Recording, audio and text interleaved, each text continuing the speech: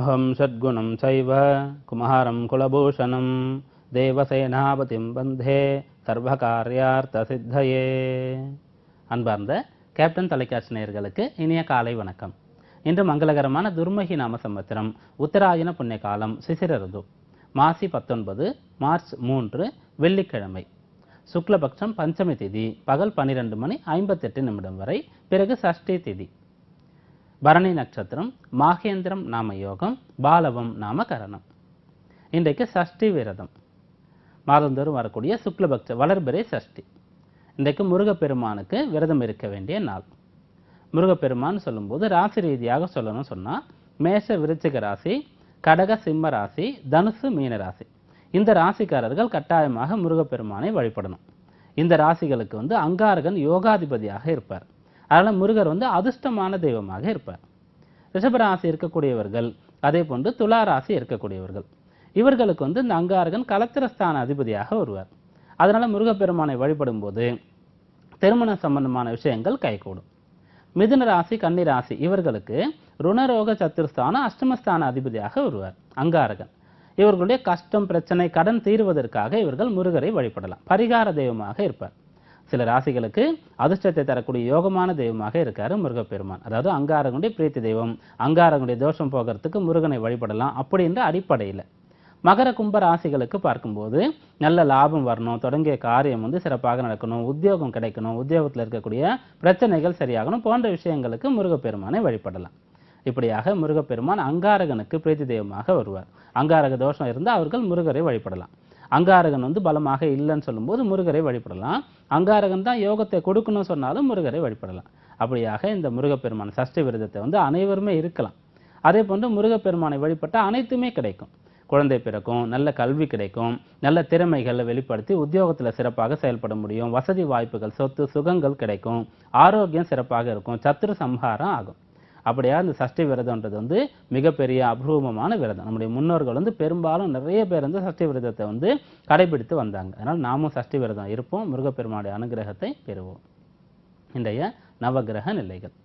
மேஷ ராசியில் சந்திரன் அங்காரகன், சிம்மராசியில் ராகு, துலா ராசியில் குரு, விருச்சிக ராசியில் சனீஸ்வரன், கும்பராசியில் சூரியன் புதன் கேது, மீனராசியில் சுக்கிரன்.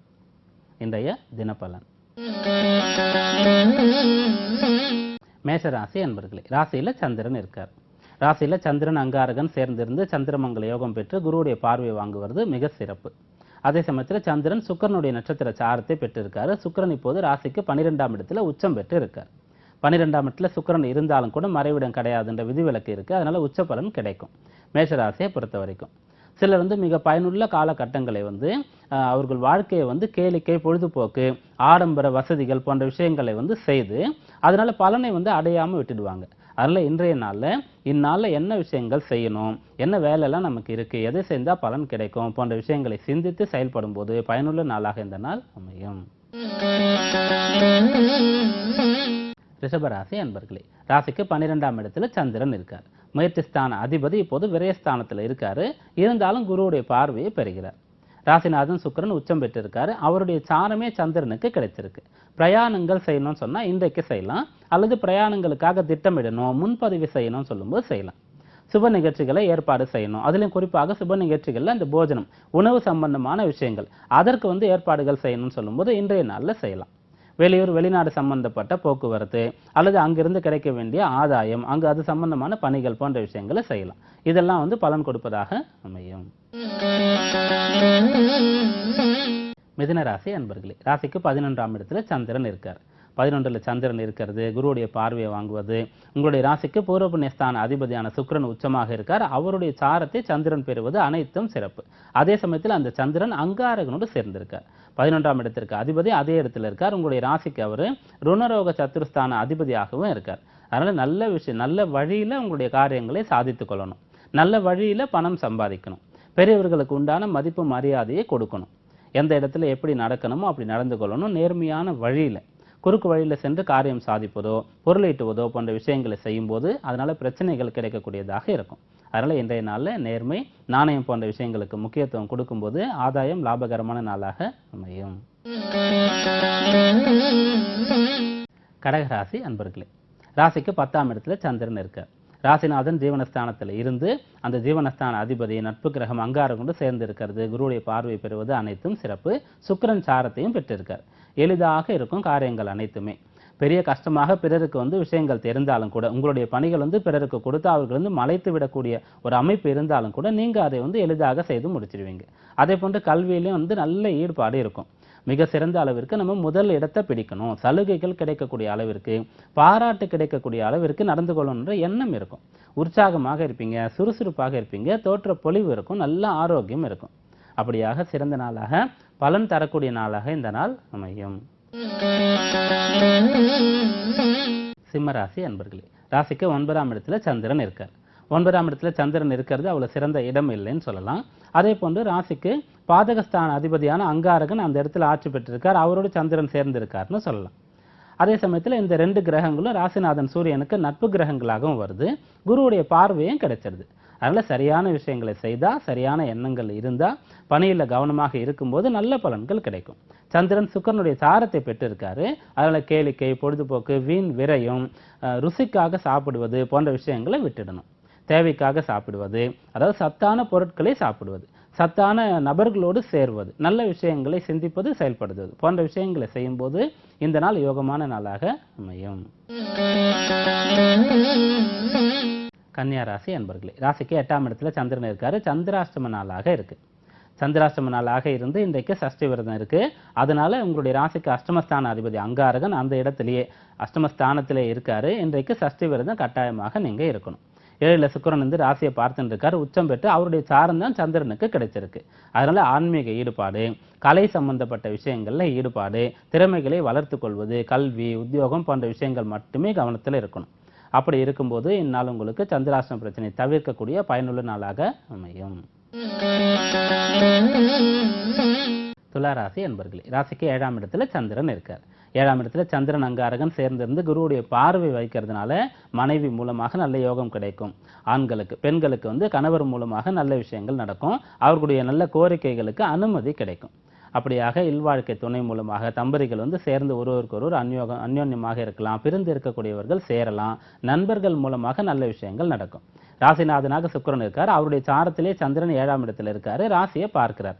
மன அமைதி இருக்கும், உற்சாகம் இருக்கும். பிரச்சனைகள் சரியாகி சண்டை சச்சரவுகள் அனைத்தும் நீங்கி குதூகலமாக, உற்சாகமாக, சந்தோஷமாக இருக்கக்கூடிய நாளாக இந்த நாள் அமையும். விருச்சிக ராசி அன்பர்களே, ராசிக்கு 6ஆம் இடத்துல சந்திரன் இருக்கார். பாக்யஸ்தான அதிபதியான சந்திரன் ராசிநாதன் அங்காரகனோடு சேர்ந்து இருக்காரு. பூர்வ புண்ணியஸ்தான அதிபதி குருவுடைய பார்வையை பெறுகிறார். அதே சமயத்துல சுக்கிரன் சாரத்துல சந்திரன் இருக்காரு, 6ஆம் இடத்துல இருக்காரு. உணவு கட்டுப்பாடு அவசியம். அதிகமான செலவுகளை செய்யக்கூடாது, யாரையும் பகைத்து கொள்ளக்கூடாது. பொதுவாக ஒருவர் நல்ல தைரியத்தில் இருக்கும்போது, நல்ல செல்வந்தராக இருக்கும்போது எளிதாக பிறரிடத்துல சண்டையிட்டுடுவார். பயம் இருக்காது, யாரை வேணாலும் பகைச்சுப்பார். எவ்வளவு பிரச்சனை வந்தாலும் என்னால சமாளிக்க முடியுன்ற ஒரு எண்ணம் வந்துடும். அதை தவிர்க்கணும். தேவையற்ற பகை, சண்டை, சச்சரவு, கடன், ஆடம்பர செலவு போன்ற விஷயங்களை தவிர்த்தால் போதுமானது. இந்நாள் உங்களுக்கு சிறந்த, பயனுள்ள, உங்களை உயர்த்தக்கூடிய நாளாக அமையும். தனுர் ராசி அன்பர்களே, ராசிக்கு 5ஆம் இடத்துல சந்திரன் இருக்கார். ராசிநாதன் குருவுடைய பார்வை சந்திரன் பெறுகிறாரு. அதனால 12ஆம் இடத்துல சனி கிரகம் இருந்தாலும் 4ஆம் இடத்துல உங்களுடைய ராசிக்கு ருணரோக சத்துருஸ்தான அதிபதினு சொல்லக்கூடிய சுக்கிரன் உச்சம் பெற்று இருந்தாலும் சந்திரனுக்கு குரு பார்வை கிடைக்கிறது மூலமாக, பூர்வ புண்ணிய ஸ்தான அதிபதி அங்காரகன் பலம் பெற்று குருவுடைய பார்வையை பெறுவதன் மூலமாக அனைத்தும் சாதகமாக நடக்கும். தேவையற்ற குழப்பம், சஞ்சலம் போன்ற விஷயங்களை விட்டுடலாம். எதையும் நம்பணும். நம்பிக்கை, தன்னம்பிக்கை இருக்கணும். இறைவன் மீது நம்பிக்கை இருக்கணும். அப்படி இந்நாளை தொடங்கும் போது காரியங்கள் சாதிக்கக்கூடிய நல்ல நாளாக அமையும். மகர ராசி அன்பர்களே, ராசிக்கு 4ஆம் இடத்துல சந்திரன் இருக்கார். 4ஆம் இடத்துல சந்திரனும் அங்காரகனும் சேர்ந்திருக்காங்க. வசதி வாய்ப்புகள் இப்போது பெருகும். பூர்வ புண்ணிய ஜீவனஸ்தான அதிபதியான சுக்கிரன் உச்சம் பெற்று அவருடைய சாரம் சந்திரனுக்கு கிடைச்சிருக்கு. அந்த சந்திரன் 4ல் இருக்காரு. 4ஆம் அதிபதியோட சேர்ந்து இருக்காரு. தனகாரகன் குருவுடைய பார்வையை பெறுகிறார். இடம் வாங்க முடியும், வீடு கட்ட முடியும். இந்த பணிகளில் பிரச்சனைகள் ஏதாவது ஏற்பட்டிருந்தா அதை சரி செய்ய முடியும். பிறரிடத்துல பண உதவி கேட்கறீங்க, இந்த காரியங்களை செய்து முடிக்கிறதுக்காகன்னு சொல்லும்போது அதுவும் கிடைக்கும். அப்படியாக உங்களுடைய பிரச்சனைகள், கஷ்டங்கள் நீங்கி வசதி வாய்ப்புகள் உங்களுக்கு கிடைக்கக்கூடிய நல்ல நாளாக இந்த நாள் அமையும். கும்பராசி அன்பர்களே, ராசிக்கு 3ஆம் இடத்துல சந்திரன் இருக்கார். மூன்றாம் இடத்துல சந்திரன் இருக்கிறது சிறப்பு. அதே போல சுக்கிரனுடைய நட்சத்திர சாரத்தை பெற்றிருக்கிறது, அங்காரம் கூட சேர்ந்து இருக்கிறது. நல்ல தைரியம் இருக்கும், ஆற்றல் இருக்கும், உங்களை இப்போது அனைவருக்கும் பிடிக்கும். சந்திரன் மூன்றாம் இடத்திலிருந்து சுக்கிரன் சாரத்தை பெற்றிருக்கிறதுனால யாரிடத்துல என்ன கோரிக்கைகள் வைக்கிறீங்களோ அந்த கோரிக்கைகளை செயல்படுத்தணுன்ற எண்ணம் அவர்களுக்கு கிடைக்கும். பொதுவாக நம்ம முக்கியமான நபர்களை பார்க்கும்போது, முக்கியமான கோரிக்கைகளை வைக்கும்போது இது போன்ற நாட்களை தேர்ந்தெடுக்கலாம். அப்புறம் தேர்ந்தெடுக்கும் போது நாம் யாரிடத்துல, எந்த நபரிடத்துல ஒரு கோரிக்கை வைக்கிறோமோ அவருக்கு இதை இவருக்கு செய்து கொடுக்கணுன்ற எண்ணம் வரும். நம்ம மீது ஒரு நம்பகத்தன்மை வரும். அப்படியாக நல்ல முக்கிய விஷயங்களை முயற்சிக்கும் போது அந்த பணிகள் உங்களுக்கு எளிதாக நடக்கக்கூடிய நாளாக அமையும். மீனராசி அன்பர்களே, ராசிக்கு 2ஆம் இடத்துல சந்திரன் இருக்கார். ராசியில உச்சம் பெற்றிருக்கக்கூடிய சுக்கிரன் சாரம் பெற்று சந்திரன் 2ல் இருக்கிறதுனால பண விஷயத்துல தாராளமாக இன்றைக்கு நீங்க இருக்கலாம். நல்ல பண வரவு இருக்கும், செய்ய வேண்டிய செலவுகளையும் கூட செய்யலாம். 2ஆம் அதிபதி அங்காரகனே ஆட்சி பெற்று இருக்கிறதுனால சொத்துக்கள் வாங்குவது, வாகனங்கள் வாங்குவது, அதில் இருக்கக்கூடிய பழுதுகளை சரி செய்வது, சொன்ன விஷயங்களை செய்து முடிப்பது போன்ற விஷயங்களை செய்யலாம். நல்ல பெயர் கிடைக்கக்கூடிய, நிம்மதி கிடைக்கக்கூடிய நாளாக இந்த நாள் அமையும். இன்றைய ஜோதிட தகவல். சந்தான பாக்கியம். புத்திரஸ்தான அதிபதி 11ஆம் இடத்துல இருந்தா என்ன பலன் அப்படின்னு பார்க்கும்போது, 11ஆம் இடம் சொல்லக்கூடியது ஒருவருடைய லக்னத்திலிருந்து 11ல் எந்த கிரகம் இருந்தாலும் கூட நல்லதுதான். எவ்வளவு கிரகங்கள் இருந்தாலும் சேர்ந்தாலும் கூட நல்லதுதான். 11ஆம் இடத்துல அதிகமான கிரகங்கள் இருந்து ஒருவர் பிறந்திருக்கிறார்னு சொல்லும்போது அவர் ஆளக்கூடிய சக்தி பெறுகிறார்னு அர்த்தம், ராஜ யோகத்தை பெறுகிறார்னு அர்த்தம். அதனால 11ஆம் இடத்துல 5 கூடிய கிரகம் இருக்கும்போது தாராளமாக சந்தான பாக்கியம் கிடைக்கும், கவலைப்பட வேண்டிய அவசியமே கிடையாது. அதே சமயத்தில் சர லக்னங்களாக இருக்கக்கூடியவர்களுக்கு 11ஆம் இடம் பாதகஸ்தானமாக அமையும். அதாவது மேஷ லக்னம், கடக லக்னம், துலா லக்னம், மகர லக்னம், இதற்கு 11ஆம் இடம் பாதகஸ்தானமாக அமையும். அப்போ புத்திரஸ்தான அதிபதி பாதகஸ்தானத்துக்கு போயிட்டாரு அப்படின்னு கவலைப்பட தேவையில்லை. பொதுவாக நிறைய பேர் ஜாதகம் பார்க்கும்போது கேட்கக்கூடிய விஷயம் அல்லது அவர்கள் எதிர்பார்க்கக்கூடிய விஷயம் முதல்ல என்ன பிரச்சனை இருக்குன்னு சொல்லிடுங்க, எதுவாக இருந்தாலும் நெகட்டிவ் விஷயங்களை வெளிப்படையாக சொல்லிடுங்க அப்படின்ற விஷயங்களை எதிர்பார்க்குறாங்க. இந்த காலகட்டத்தில் இப்படி ஒரு மனோபாவம் இருக்குது. ஆனால் முன்னாடிலாம் அப்படி கிடையாது. கெட்ட விஷயங்களாக இருந்தாலும் கூட சொல்லாதீங்கன்னு சொல்லி பயப்படக்கூடிய ஒரு காலமாக இருந்தது. அல்லது ஏதாவது பிரச்சனை இருந்தால் கூட அதற்கு பரிகாரம் சொல்லுங்கன்னு தான் சொல்லுவாங்க. நல்ல விஷயங்களை மட்டுமே தான் கேட்பாங்க. அப்படியாக நல்ல கண்ணோட்டத்தில் பார்க்கணும். 5 கூடிய கிரகம் 11ல் இருக்கும்போது கட்டாயமாக சந்தான பேர் கிடைக்கும். இன்றைய தினப்பலன் ஜோதிட தகவலை பார்த்தோம். மீண்டும் நாளை சந்திப்போம். நன்றி, வணக்கம்.